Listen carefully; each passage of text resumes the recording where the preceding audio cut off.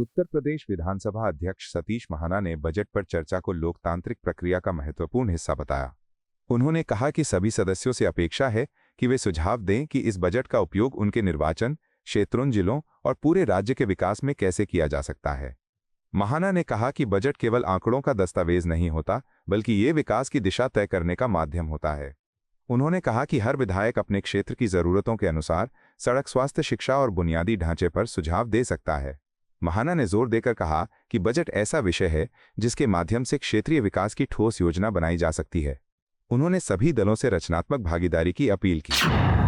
देखिए, आज 4 दिन की बजट के ऊपर चर्चा है। प्रदेश का बजट जन कल्याण के लिए सरकार ने प्रस्तुत किया है।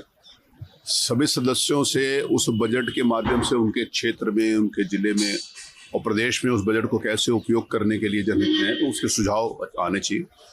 मुझे लगता है कि बजट एक ऐसा विषय होता है जिसके ऊपर आदमी अपने क्षेत्र के विकास की बात कर सकता है। राज्यपाल के भाषण के ऊपर कुछ लोगों ने राजनीतिक भाषण दिया होगा, उनका अधिकार है, लेकिन मैं सभी सदस्यों से कहूँगा कि अपने क्षेत्र की बात करें, अपने क्षेत्र के विकास की बात करें, अपने शहर के विकास की बात करें, प्रदेश के विकास में जो उनका योगदान हो सकता है, जो सुझाव हो सकते हैं वो दें। तो मुझे लगता है कि बजट की सार्थकता भी पूरी होगी और विधायकों को विधानसभा में आना भी पूरा, उसकी भी सार्थकता पूरी होगी। समाजवादी पार्टी के विधायक संग्राम सिंह ने राज्य के बजट पर सवाल उठाते हुए कहा कि इसमें कुछ भी नया नजर नहीं आता। उन्होंने आरोप लगाया कि पिछला बजट ही नए कागज पर दोबारा प्रस्तुत कर दिया गया है। उन्होंने कहा कि पहले भी इसे अब तक का सबसे बड़ा बजट बताया गया था, लेकिन जमीनी स्तर पर इसका असर सीमित रहा। संग्राम सिंह ने कहा कि स्वास्थ्य, शहरी विकास और संबंधित विभागों ने आवंटित धन का 50% से भी कम खर्च किया। उन्होंने कहा कि केवल बजट की घोषणा से विकास नहीं होता, बल्कि उसका सही क्रियान्वयन जरूरी है। उन्होंने सरकार से पारदर्शिता और जवाबदेही की मांग की। बजट में कुछ नया नहीं दिखाई दे रहा। पुरानी ही स्क्रिप्ट को नए पेपर पे टाइप करके प्रस्तुत कर दिया गया। पिछला भी बजट हो हल्ला मचा कि अब तक का सबसे बड़ा बजट है। जब हम लोग जमीनी धरातल पर गए तो जितने महत्वपूर्ण विभाग थे, खासकर लोक निर्माण, स्वास्थ्य, नगर विकास, ये विभाग 50% से भी कम पैसा खर्च कर पाए। ऐसा प्रतीत होता है कि सरकार केवल आकार में दिखाने के लिए, बजट की हेडिंग बनाने के लिए बड़ा प्रस्तुत करती है, लेकिन धरातल पर बजट कहीं भी दिखाई नहीं देता है। हर घर जल योजना को लेकर के आपने देखा होगा कि भारतीय जनता पार्टी के खुद सदस्य सड़कों पर उतर करके मंत्री का घेराव कर रहे हैं, और वो इतना भ्रष्टाचार है उसमें कि उसकी परत दर परत कितना भी ढक लें, एक दिन इतना विस्फोटक रूप लेगी कि भारतीय जनता पार्टी को कहीं बचने का रास्ता नहीं दिखाई देगा। तो इनकी योजनाएं भ्रष्टाचार की भेंट चढ़ी हुई हैं।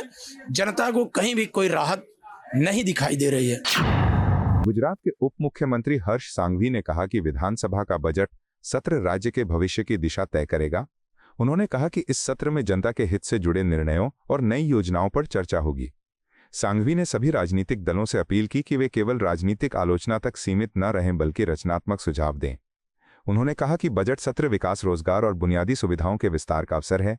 उन्होंने उम्मीद जताई कि स्वस्थ बहस के माध्यम से राज्य के विकास को नई गति मिलेगी। આજે ગુજરાત વિધાનસભાનું બજેટ સત્રની શરૂઆત થવા જઈ રહી છે। આજના દિવસથી દરેક સત્ર એ રાજ્યના નાગરિકોના હિતમાં લેવાયેલા નિર્ણયો હોય કે વિસ્તારની અંદર સમસ્યાઓ હોય કે આવનારા દિવસોમાં ગુજરાતને વધુ વિકાસ માટે આનાથી બી વધુ ઝડપે લોકોને વધુમાં વધુ કઈ રીતે વધુમાં વધુ ચાન્સ મળે તે માટે નવી યોજનાઓની વાત હોય, આ બધા જ વિષયો પર આ સત્ર દરમિયાન ચર્ચાઓ થવા જઈ રહી છે। મારી તમામ પક્ષોને, તમામ ધારાસભ્યોને વિનંતી છે, વધુમાં વધુ રાજકીય ટીકા ટિપ્પણીઓથી બહાર આવીને પોતપોતાના વિસ્તારના સાચા પ્રશ્ન કે હજી વધુ શું ઓપોર્ચ્યુનિટી આપણે આપણા રાજ્યના નાગરિકોને આપી શકીએ તે દિશામાં ચર્ચામાં ભાગ લેવા માટે વિનંતી છે। સૌ ધારાસભ્યોને પોતપોતાના વિસ્તારમાં વધુમાં વધુ યોજનાઓ, વધુમાં વધુ લાભ મળે તેવી શુભકામનાઓ। આભાર। भाजपा विधायक राम कदम ने इंडिया कृत्रिम बुद्धिमत्ता प्रभाव शिखर सम्मेलन 2026 को भविष्य के लिए महत्वपूर्ण बताया। उन्होंने कहा कि कृत्रिम बुद्धिमत्ता दुनिया भर में नए अवसर पैदा कर रही है। उन्होंने बताया कि इस सम्मेलन में प्रधानमंत्री नरेंद्र मोदी भी शामिल होंगे और विशेषज्ञ इस तकनीक के व्यापार, शिक्षा और अन्य क्षेत्रों में उपयोग पर चर्चा करेंगे। कदम ने कहा कि आंकड़े और कृत्रिम बुद्धिमत्ता आने वाले युग को आकार देंगे। उन्होंने कहा कि भारत को इस क्षेत्र में अग्रणी भूमिका निभानी चाहिए। देखिए, जिस प्रकार से सारे विश्व में एआई के कारण आने वाले भविष्य के कुछ अवसर और निर्माण हो रहे हैं, उसको लेकर के आज उस सम्मेलन को आदरणीय प्रधानमंत्री जी वहां पर उपस्थित होंगे और इस एआई की नई जो तकनीक है, इसका व्यापार जगत में, शिक्षा जगत में, आरोग्य जगत में किस प्रकार से उपयोग हो सकता है, उसके ऊपर सभी महानुभाव इस पर विचार करेंगे, इस विषय को आगे बढ़ाएंगे। और अब आने वाला फ्यूचर, ये डाटा और एआई, इसका फ्यूचर है और भविष्य को सही समय पर भाप लेना, यही एक उत्तम राजनेता की पहचान होती है। और आदरणीय प्रधानमंत्री जी ने सोशल मीडिया की ताकत जब देश नहीं जानता था, तब 2012 में उसकी ताकत समझी और अब एआई की ताकत भी वे समझ चुके हैं और उस ताकत का अपने देश को कैसे उपयोग हो सकता है, उसके लिए उनका यह प्रयास है। छत्तीसगढ़ के उप मुख्यमंत्री अरुण साव ने कहा कि प्रधानमंत्री नरेंद्र मोदी के नेतृत्व में आतंकवाद, अलगाववाद और नक्सलवाद के खिलाफ कड़े कदम उठाए गए हैं। उन्होंने कहा कि नशीले पदार्थों के खिलाफ देशव्यापी अभियान चलाया जा रहा है। साव ने दावा किया कि नक्सलवाद अब समाप्ति की ओर है और विकास के रास्ते में आने वाली बाधाओं को दूर किया जा रहा है। उन्होंने कहा कि सरकार सुरक्षा और विकास दोनों पर समान रूप से काम कर रही है। निश्चित रूप से लगातार देश में नरेंद्र मोदी जी के नेतृत्व में सरकार बनने के बाद आतंकवाद, अलगाववाद और नक्सलवाद को लेकर ठोस और मजबूती से कार्यवाहियां हुई है। साथ ही देश भर में ड्रग्स के खिलाफ, नशे के खिलाफ भी एक बड़ा अभियान चल रहा है। तो नक्सलवाद अब समाप्ति की ओर है। नक्सलवाद विकास में बाधक बनता है, आम लोगों को तकलीफें इससे होती है, निर्दोष लोगों की जाने जाती है और इसलिए देश के विकास के लिए, बस्तर के विकास के लिए नक्सल मुक्त होना आवश्यक है और इस दिशा में हम तेज गति से आगे बढ़ रहे हैं। और परिणाम आपके सामने है कि बहुत थोड़े से जिले बच गए हैं जहां पर नक्सलवाद अभी भी है। आने वाले समय में उन क्षेत्रों में तेज गति से विकास हो, लोगों को मूलभूत सुविधाएं मिले, इसको लेकर सरकार योजना बनाकर काम कर रही है। बिहार के मंत्री मंगल पांडे ने भारत द्वारा पाकिस्तान को 61 रनों से हराने पर खुशी जताई। उन्होंने कहा कि सबसे बड़ी खुशी भारत की जीत और बिहार के खिलाड़ी ईशान किशन के शानदार प्रदर्शन को देखकर हुई। उन्होंने कहा कि बिहार के बेटे को अंतर्राष्ट्रीय मंच पर चमकते देखना गर्व की बात है।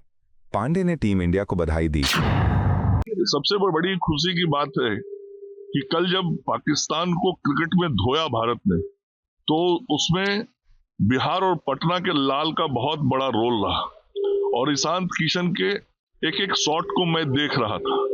मुझे एक भारतीय होने के नाते, बिहारी होने के नाते अपने बिहार के बेटे और बिहार के लाल पे बहुत गर्व हुआ और भारत की टीम ने जिस तरीके से पाकिस्तान को धोया है, ये आगे भी इसी तरीके से पाकिस्तान को धोता रहेगा, हराता रहेगा और ये ट्रैक रिकॉर्ड बना रहेगा। केंद्रीय गृह मंत्री अमित शाह ने दिल्ली पुलिस के एकीकृत विशेष प्रकोष्ठ मुख्यालय के उद्घाटन का उल्लेख किया।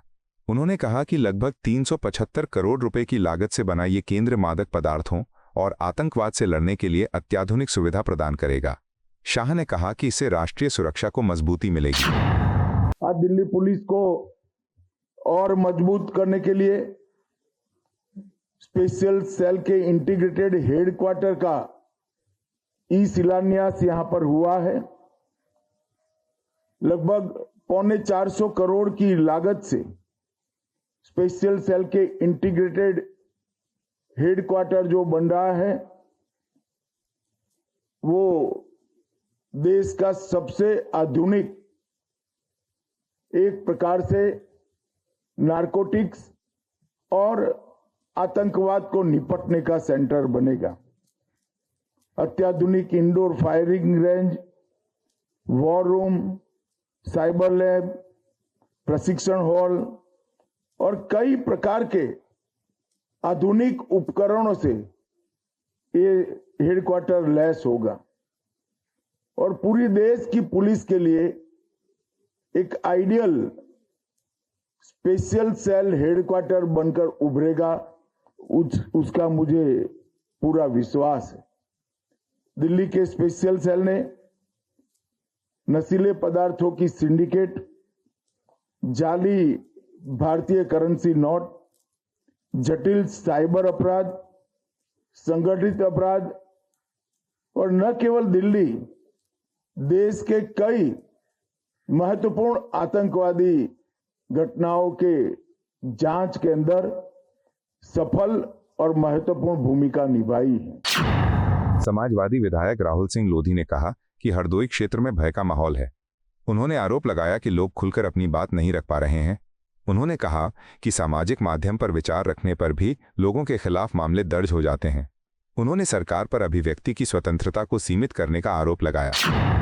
देखिए, हम जिस विधानसभा से आते हैं, रायबरेली जनपद की हरचंदपुर विधानसभा से आते हैं, और हमारे क्षेत्र में जिस तरह आज माहौल है, इतना गरमाया हुआ है कि आम जनता हो या प्रधान हो या कोटेदार हो या कोई जनमानस हो या प्रतिष्ठित व्यक्ति हो, खुलकर बोल नहीं सकता है, ना सोशल मीडिया पे अपनी बात लिख सकता है, ना कुछ ऐसा अगर कहना भी चाहे तो अपनी बात नहीं लिख सकता, और कहेगा भी तो उसके ऊपर मुकदमा लिखा दिया जाता है। उसमें सबसे ज़्यादा वोट चोरी हमारे क्षेत्र में सबसे अभी राष्ट्रीय अध्यक्ष जी ने अपने हैंडल से हमारी विधानसभा के लिए जिक्र करते हुए कहा कि 32,000 वोट, लगभग 32,000 वोट हमारी विधानसभा काटने की तैयारी, लेकिन जिसमें हमने कई फॉर्म पकड़े हैं और जल्द ही मैं उनका आपको बताऊंगा कि कौन कौन पकड़ा। लेकिन जिसमें जो जनता ने हमारी पकड़ा है, अगर उनका नाम सोशल मीडिया पर आ गया तो उनको कहीं ना कहीं उनको ज़बरदस्ती उनको मुकदमे लिखा के जेल में डाल दिया जाएगा। इसलिए उनको हमको बचाना भी है।